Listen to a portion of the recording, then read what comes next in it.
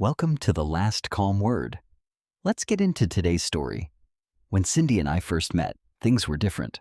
She was lively, quick with a joke, and carried herself like she owned every room the second she walked in. I was drawn to that energy. We balanced each other, her boldness against my steady nature. In the early years, we traveled, laughed over late dinners, and built the kind of routines couples fall into. She loved shopping trips and inspiration weekends, while I worked long hours and made sure the bills were paid. But over time, the balance shifted. She stopped asking about my day. I stopped expecting her to. The house turned quiet, but not the comfortable kind of quiet. More like two people sharing the same space out of habit.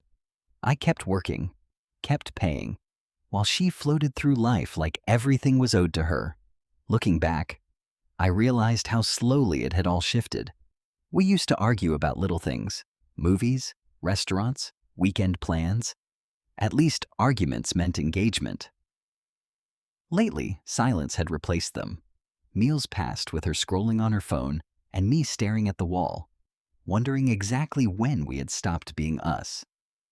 And then there was Nathan. He started out as just a friend from her old office, someone she said she grabbed coffee with. At first, I believed it, but his name lit up her phone more and more often, usually late at night or during dinners when I was sitting right across from her. She would laugh at his messages in a way she hadn't laughed at mine in years. I didn't ask questions. I just noticed. That Tuesday evening felt like any other. I was in the kitchen. Cindy sat across from me, scrolling through her phone, barely present. It was routine, unremarkable, until she spoke. Without looking up, she said, "I'm moving out tonight." Just like that. No buildup, no argument, no explanation. The words hung in the air. I leaned against the counter and looked at her. She didn't look back, still glued to her screen. "What do you mean moving out?" I asked. "I need space, Harry. Just don't contact me." "Okay," I said. Calm, flat, nothing else. That made her pause.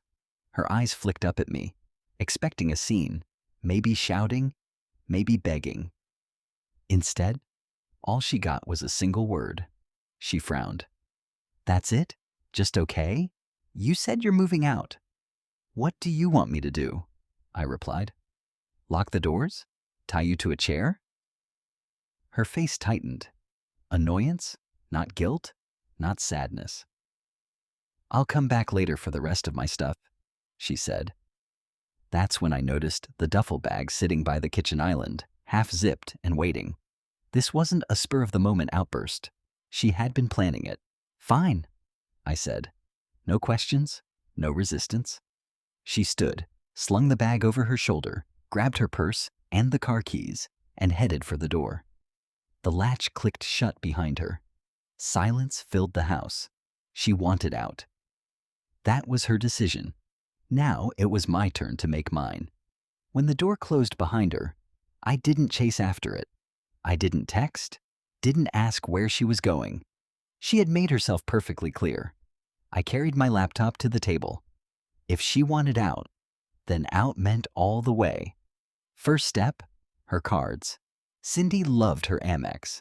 She treated it like a badge, flashing it at restaurants, boutiques, and online checkouts. But it wasn't hers.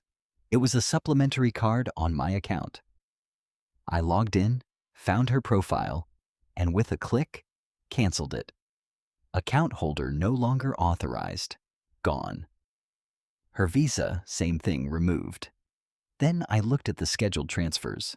Every month, a generous sum went from my main account to hers. She called it household support. In reality, it funded spa appointments, designer shoes, and those so-called inspiration trips that never inspired anything but credit card debt. I canceled the transfer. Her phone line was still on my family plan. I left it for now, but shut down the international roaming immediately. I wasn't angry. Not really. This wasn't revenge. It was simple logic. She said she didn't want contact, didn't want the marriage, didn't want me. That meant she didn't get my wallet either. Actions have consequences. The house was quiet that night. For the first time in years, I realized the quiet wasn't bad at all. 3 days later, I heard pounding on the front door. Not a polite knock, hard thumps that rattled the frame. When I checked the peephole, there she was. Cindy's hair a mess, wearing a hoodie instead of her usual designer jackets. Eyes like she'd been running. I opened the door slowly. "Harry," she gasped, out of breath. "My card was declined tonight at dinner. What the hell did you do?" I leaned against the doorway. "I canceled it." Her jaw dropped. "You what? Why would you do that?" "You told me not to contact you. You moved out. Those cards were tied to me, not you. So I removed you." She blinked like the logic was foreign to her. "That card is mine, Harry. I needed it for..." I cut in. "Dinner with Nathan? The same guy you've been glued to your phone with for months? The same one I heard you were out with this week?" Her mouth opened, then shut. That half-second of silence was enough. She tried to recover quickly. "He's just a friend. It doesn't matter. You embarrassed me. Do you know how humiliating that was?" "Sounds like a problem between you and Nathan," I said, calm and flat. Her face twisted. "This isn't fair. My visa didn't work either, and the monthly transfer never hit my account. What am I supposed to do? Work? Budget? Adjust?" She wiped at her eyes, her voice breaking into a whine. "Nathan is helping me find a place to stay, but that's not enough. I need money, Harry. Please, just until I get back on my feet." I raised an eyebrow. "So you do have somewhere to go. Good. Then you'll be fine."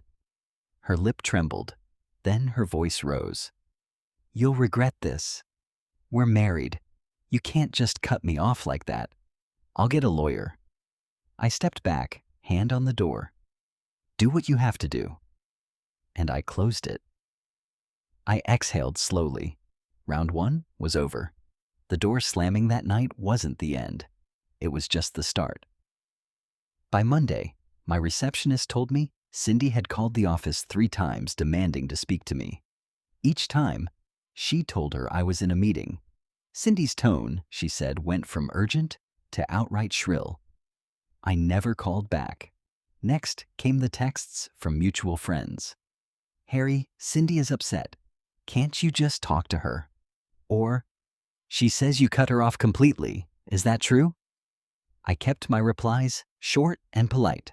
Cindy ended the marriage. She asked for no contact. I respected her wishes. That was it. Most of them backed down. The few who pushed harder, I stopped answering. Then her brother showed up. I came home Wednesday evening and found Sammy standing in my driveway, arms crossed. He didn't waste time. "What the hell are you doing to my sister, Harry? She's a wreck. You can't just leave her with nothing." "She left me," I said, unlocking my front door. "She told me not to contact her. I'm just honoring her request." "You cut off her cards. You stopped her money. That's cruel." That was support tied to her being my wife. She doesn't want to be my wife anymore. That's her choice. Now she can support herself. Sammy shook his head. "She made a mistake, man. You don't just abandon someone you've been with for 10 years. I turned to face him. "I didn't abandon her. She walked out. I'm just not financing her new life." His face darkened. "She'll come after you legally." "I'm sure she will," I said. "Good night, Sammy." I walked inside and locked the door. The next day, I found a Venmo request on my phone. Cindy asking for $500. The note read, "Emergency." I declined it instantly. On Friday, I called a locksmith. It took him over an hour to replace every lock. For the first time since she walked out, I knew that if Cindy wanted back inside this house, she would need permission. If she wanted to test boundaries, fine. I wasn't budging. It didn't take long before a letter arrived. A thick envelope, lettering on the front from a law office. Cindy had hired an attorney. The letter accused me of withholding financial support. causing emotional distress, and demanded I reinstate her allowance and cover her expenses until a settlement was reached. It even mentioned spousal support. I didn't panic. I forwarded the letter straight to my lawyer, Helen. Sharp, direct, no nonsense. The next day, she called me after reviewing the documents. She explained it was nothing more than boilerplate intimidation. Cindy had abandoned the marital home, told me not to contact her, and by her own admission, was staying with Nathan. There was no legal foundation for her demands. Helen laid out the plan clearly. We would respond in writing, politely but firmly, without emotion. The reply would state that the house was premarital property, my accounts were separate, and the voluntary transfers had ceased only after Cindy ended the relationship. For the first time in days, I felt myself relax. Helen drafted the reply and sent it off that same week. Calm, professional, and ironclad. Cindy did not take it well. I started hearing from friends about screenshots and social media posts. Cindy painted me as abusive, controlling, a husband who threw her out with nothing. I ignored it all. Blocked, muted, archived. If she wanted to play that game, fine. I had screenshots and dates neatly stored in a folder. Jacob, my buddy who worked in law, told me to keep logging every call, every attempt. Cover yourself, Harry. People like this thrive on chaos. Don't give them room. So I did. Every voicemail from Cindy went into a file. Every text saved. Every Venmo request declined and documented. I wasn't angry, not even rattled. I was just steady. She had chosen her path. I was just making sure I stayed on mine. 2 months later, Cindy finally scheduled a pickup for her belongings. The date and time were set. Saturday afternoon, 2 o'clock. She didn't come alone. When the knock came, I opened the door to find her with Nathan.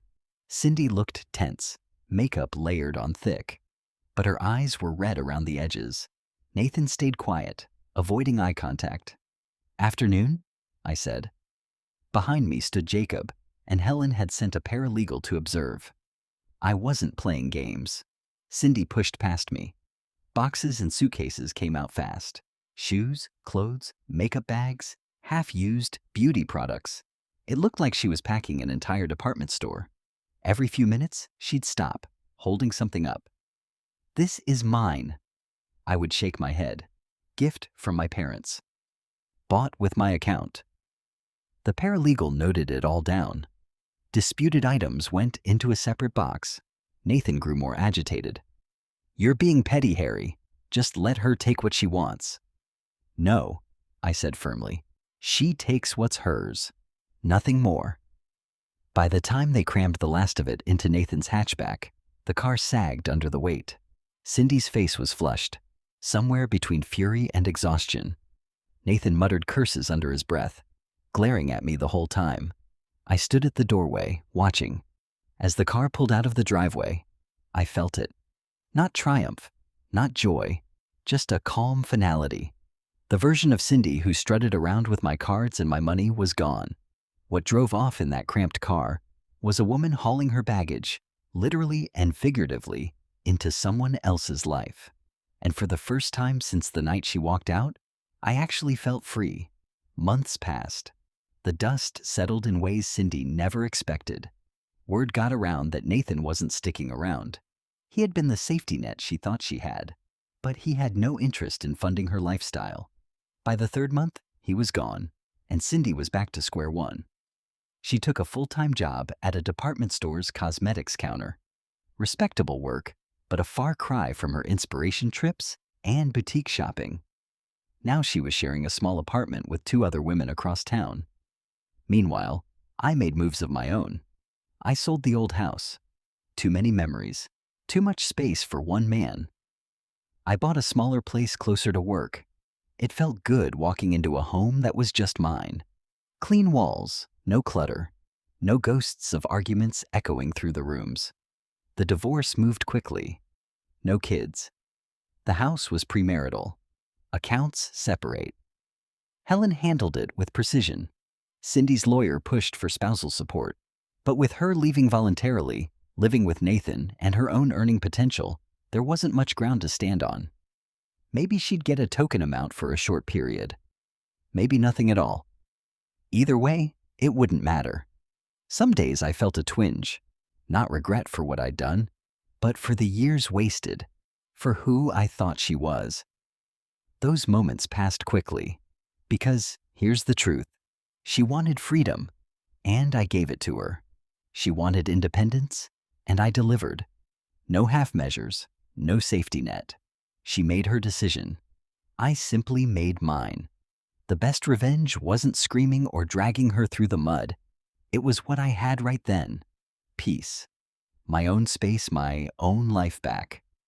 Cindy thought walking out would leave me broken. Instead, it left me lighter. And that, in the end, was priceless. Thank you so much for watching till the end. Wishing you all the best. Stay healthy and take care.